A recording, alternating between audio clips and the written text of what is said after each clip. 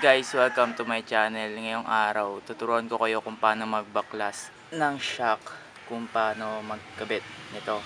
At bibigyan ko na rin kayo ng review nitong YSS G series na 300mm. So, let's start. Baklasin na natin.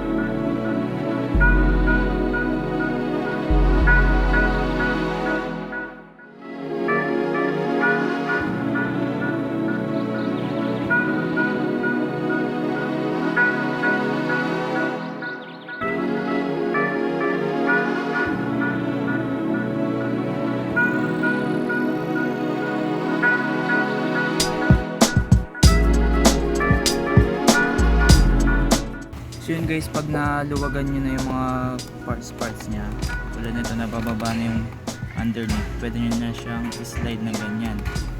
So ito na siya.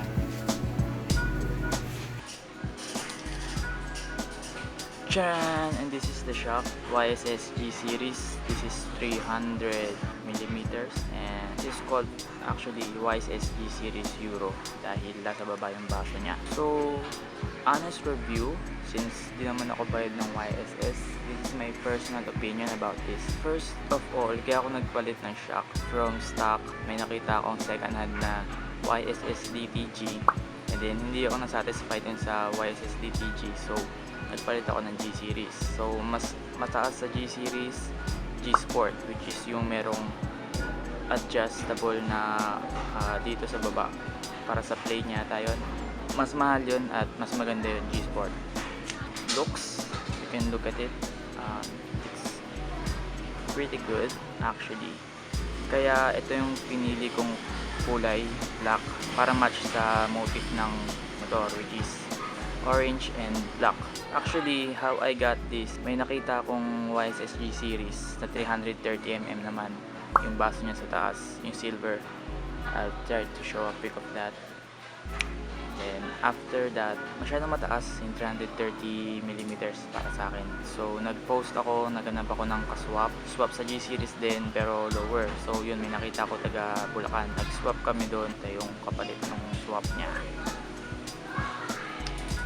And then let's move on to paano malalaman kung legit. First is makikita nyo to, ito some kind of code. And then meron niyang code din dito, naka-engrave.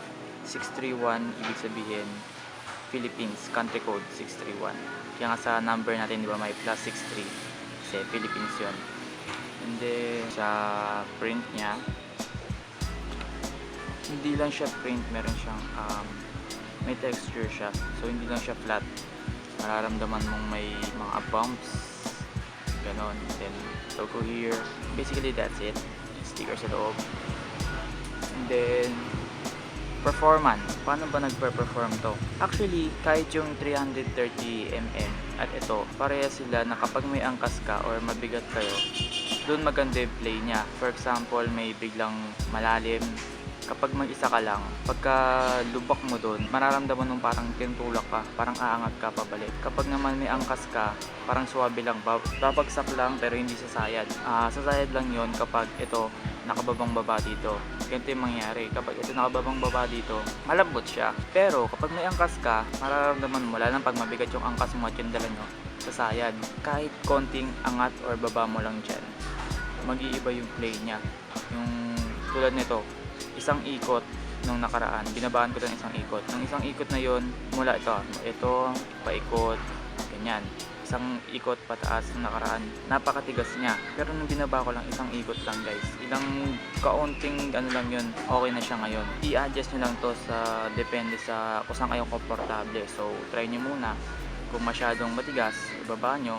Kung masyado namang malambot, angat nyo hanggang sa makuha nyo yung tamang timpla. Okay, price. Usually yung mga ganito asa 4,000. 4,000 pataas. Brand new or even second hand siguro may mga nagbebenta na 4,000 na ganito. Pero yung mga brand new kadalasan 4,000 pataas. Walang bababa doon. Yun. So worth it pa siya sa 4,000. Kung bibili ka, kung budget mo is nasa 1,000 to 2,000, pwede kang mag DTG. Okay din naman yun. Pero di lang talaga ako satisfied doon. Pwede kang mag DTG which is second hand, meron mga 1,000, kung brand new nasa 1,500, 2,000 YSS DTG. And then susunod nga nun, ito na G series, ay nasa 4,000 pataas. So sulit ba to para sa akin? Okay naman kasi looks pa lang panalo na, di ba? Pag nakakabit, pakita na may YSS, parang wow, like, di ba? YSS. And then sa performance niya, maganda siya actually. Pero kung gusto mo sumagad, G-Sport, mas maganda dito, G-Sport. Mas mahal nga lang. So wait, mabigat siya actually.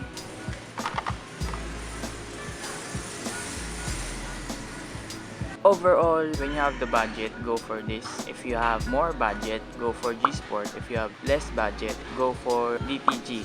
If you want YSS kasi meron din mga ibang brands tulad ng RCB. Yan, maganda din yung RCB. Pero I chose YSS kasi maganda. So yun, balikan natin. So yun guys, para yan lang siya. Kailangan nyo siyang ipasok dito. Pagtapos nyon, sinitin nyo lang dyan ganyan. Tapos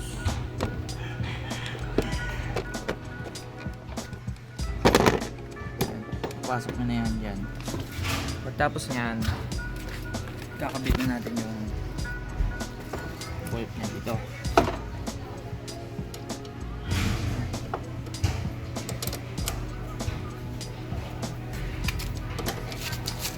Tapos ito yung washer, and then kanyang nut, sasara nyo lang yan.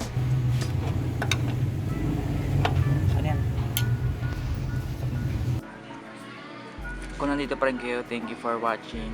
Kung nagustuhan nyo to, I would appreciate if you would like, share, and subscribe. Stay at home, stay safe. See you on the next one. Bye.